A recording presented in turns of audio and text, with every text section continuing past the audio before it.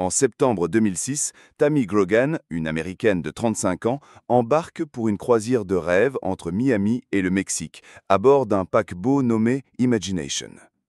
4 jours sur l'eau turquoise, en famille, le soleil, les escales paradisiaques. C'est le jour de voyage qu'on fait une fois dans sa vie. Et pourtant, pour Tammy, cette croisière ne sera pas un souvenir. Ce sera la fin de tout. Avant même de partir, elle confie à sa mère qu'elle a un mauvais pressentiment. Une intuition que quelque chose va mal se passer. Et elle avait raison. Bienvenue sur Crimes Obscurs FR. Aujourd'hui, on va plonger ensemble dans une histoire glaçante, mystérieuse, presque irréelle. Une disparition en mer qui semble tout droit sortie d'un film à suspense. Mais tout est vrai. Si vous aimez les récits d'affaires sombres, abonnez-vous dès maintenant à la chaîne pour ne rien rater et surtout pour soutenir le travail d'enquête indépendant. Vous êtes prêts? Alors installez-vous confortablement. On commence. Tammy Grogan vit à Toledo, dans l'Ohio, avec son fils unique, Jimmy. Elle travaille dans un cabinet dentaire, mène une vie simple, discrète. Elle est proche de ses parents, Bonnie et Bob, et de sa sœur Sherry. Tout le monde s'accorde à dire que Tammy est une bonne mère. Quant à Jimmy, 14 ans, il est décrit comme gentil, intelligent, doux, un garçon sans histoire. En apparence, tout va bien, une famille comme les autres. Mais c'est souvent dans les familles comme les autres que se cachent les secrets les plus sombres. Un jour, la tante de Tammy, Deb Graff, refait surface. Les deux femmes reprennent contact et se rapprochent rapidement. Elles passent du temps ensemble, partagent des moments simples, comme si elles rattrapaient le temps perdu. Mais Tammy remarque rapidement une chose étrange. Deb passe son temps au téléphone. Elle est constamment en train de discuter avec un jeune homme de 25 ans, Craig Morgan. Ce nom, vous allez vite comprendre pourquoi il est capital. Craig est un ancien enfant que Deb gardait quand il était petit. Ils ont gardé contact, malgré la différence d'âge. Mais ce lien très fort, presque obsessionnel, interroge. Pourquoi une femme de plus de 50 ans parle-t-elle tous les jours pendant des heures avec un jeune homme qu'elle a gardé autrefois? Est-ce une relation d'amitié, de substitution familiale ou quelque chose d'autre? Tammy commence à se poser des questions. Un jour, elle propose à Deb d'inviter Craig chez elle. Et c'est ce qui va tout faire basculer. Craig arrive et tout de suite une connexion se crée entre lui et Jimmy, le fils de Tammy, immédiatement. Jimmy semble fasciné par Craig, qui l'inonde de cadeaux, de montres, de bijoux. Il roule en limousine, il a de l'argent, il est généreux, presque trop. Tammy, qui a du mal à joindre les deux bouts, accepte d'abord cette générosité, mais très vite, elle ressent un malaise. Elle n'est pas la seule. Sa sœur Cherry et même ses parents remarquent que Craig et Jimmy sont bien trop proches, trop tactiles.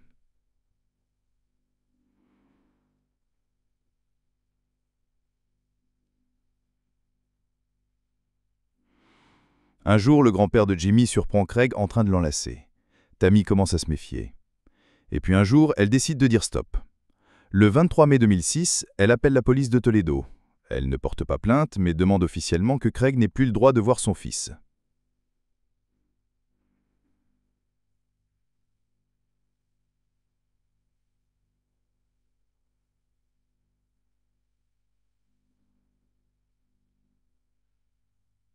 La police accepte. Craig n'a pas de casier, aucune accusation, mais l'interdiction est claire, il doit rester loin de Jimmy.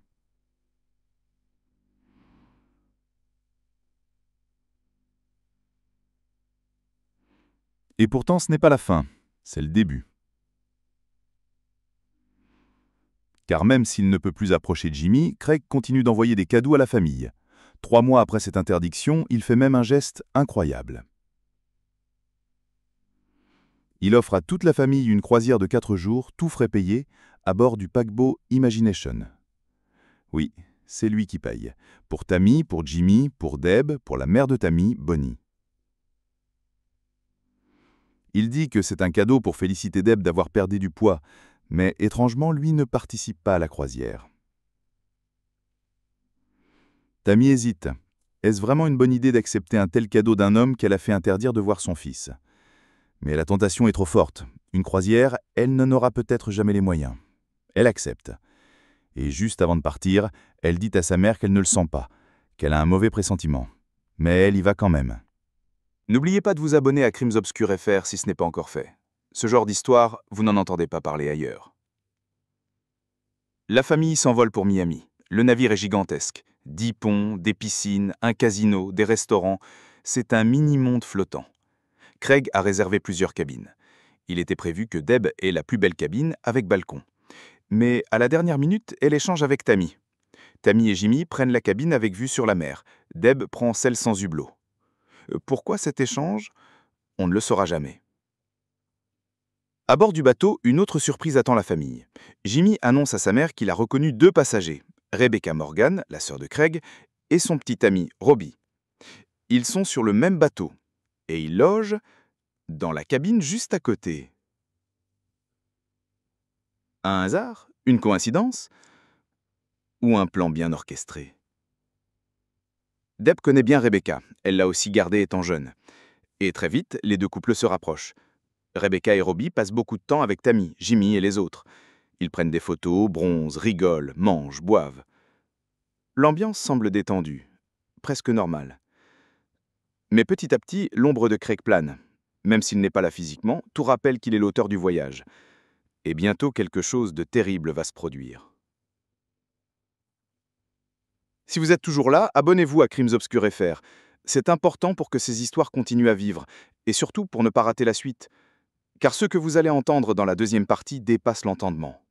Une disparition, des incohérences, des mensonges, un jeune garçon au comportement étrange, et une maison au Texas qui pourrait bien détenir les réponses que tout le monde cherche depuis près de 20 ans. Le dernier soir de la croisière arrive. C'est la fin du voyage, le moment où tout le monde relâche la pression une dernière fois. Dans la cabine de Tammy, c'est l'effervescence. On fête, on rit, on boit, beaucoup. L'alcool coule à flot. Jimmy, 14 ans seulement, boit lui aussi. Rebecca, la sœur de Craig, est en petite tenue. Robbie, Deb, tout le monde semble détendu. Ou peut-être trop détendu. Mais quelque chose ne tourne pas rond. Bonnie, la mère de Tammy, se sent soudain très mal. Elle a un trou noir, un blackout total. Elle ne se souvient plus de rien après avoir bu un simple verre d'eau. Elle se réveille le lendemain à midi. 12 heures.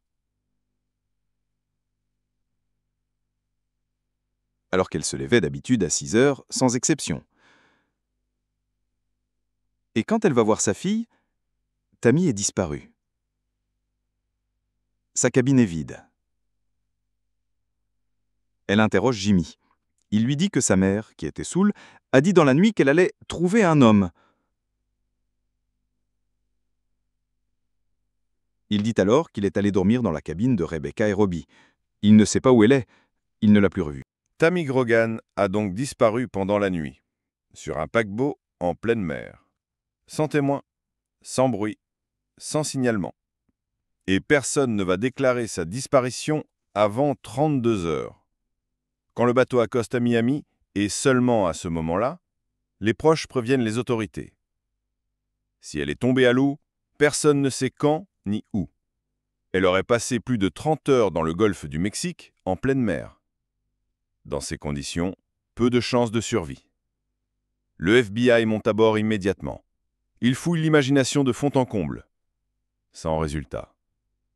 Aucune trace de Tammy. Elle n'est plus sur le bateau.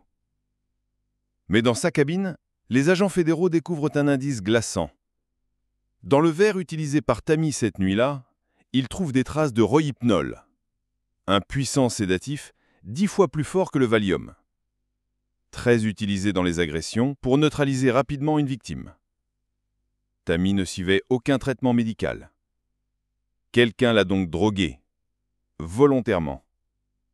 Et Bonnie, sa mère, pense qu'elle a aussi été droguée cette nuit-là, ce fameux verre d'eau. L'effacement total de sa mémoire, tout ça ne colle pas.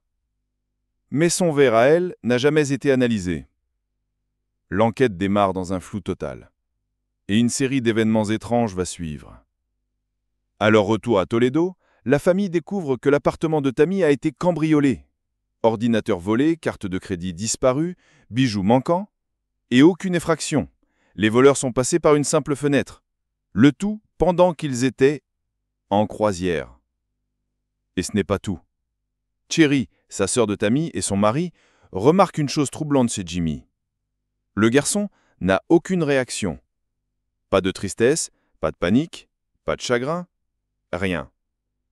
Il est froid, distant, et pire encore, lors du vol retour, il rigole, il plaisante avec Deb, sa tante. Sa mère vient de disparaître, et lui, il sourit. L'enquête est confiée à la police de Toledo. Et très vite, les soupçons se dirigent vers Craig Morgan. C'est lui qui a payé la croisière, lui qui n'avait pas le droit de voir Jimmy. Et pourtant, son entourage était présent à bord. Rebecca, sa sœur, et Robbie, son petit ami. Le lien est trop fort pour être ignoré.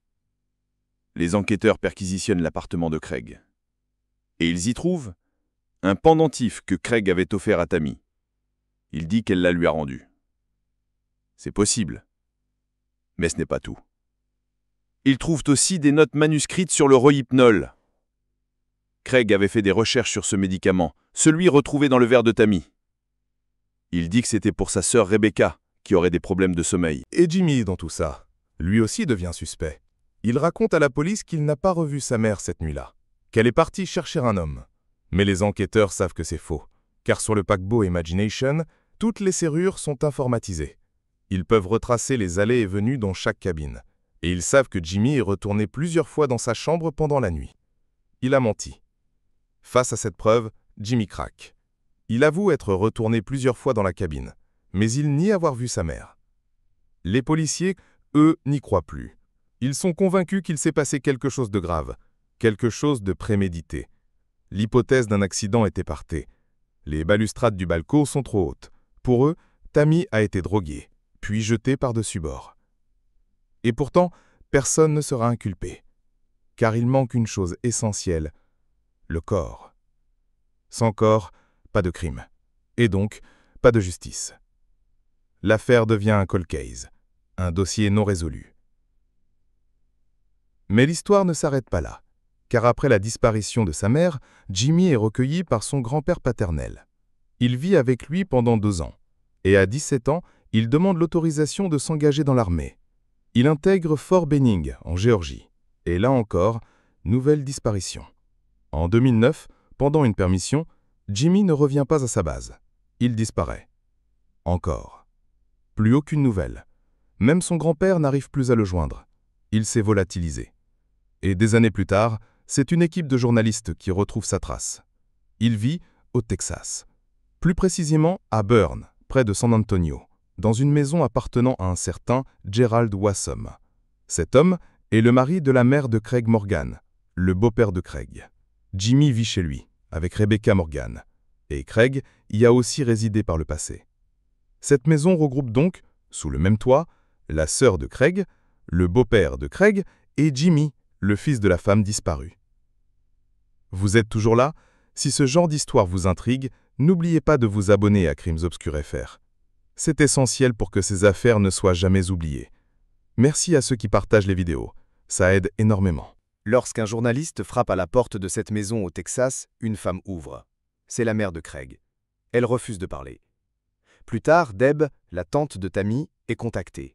Elle vit maintenant au Colorado. Elle dit qu'elle ne veut plus s'impliquer. Mais à la question « Êtes-vous toujours en contact avec Jimmy ?» Elle répond « Bien sûr », avant de raccrocher. Et Robbie, l'ex de Rebecca, il vit aujourd'hui à Las Vegas. Il n'est plus en couple avec elle. Il s'est fait connaître en 2014 pour une vidéo virale où il se marie dans une chambre d'hôpital. Quant à Tammy Grogan, elle est toujours portée disparue. Une plaque commémorative a été installée dans le jardin de ses parents. En 2019, son père est décédé, sans jamais avoir eu de réponse. Aujourd'hui encore, l'unité des affaires non résolues de Toledo espère qu'un jour, la vérité éclatera. Mais ils le disent clairement. À leurs yeux, l'un ou plusieurs des individus présents sur la photo prise pendant la croisière sait ce qu'il s'est passé, voire y a participé. Et toi, quel est ton avis sur cette affaire? Dis-moi en commentaire si tu penses que Tammy Grogan a été victime d'un meurtre ou s'il s'agit d'un accident. Est-ce que Jimmy sait ce qu'il s'est vraiment passé? Ou est-il une autre victime dans cette histoire? Est-ce que Craig a tout orchestré depuis l'ombre? Ou est-ce un simple enchaînement de coïncidences? En tout cas, une chose est sûre. Cette affaire est l'une des plus dérangeantes qu'on ait pu traiter sur cette chaîne. Merci d'être resté jusqu'à la fin.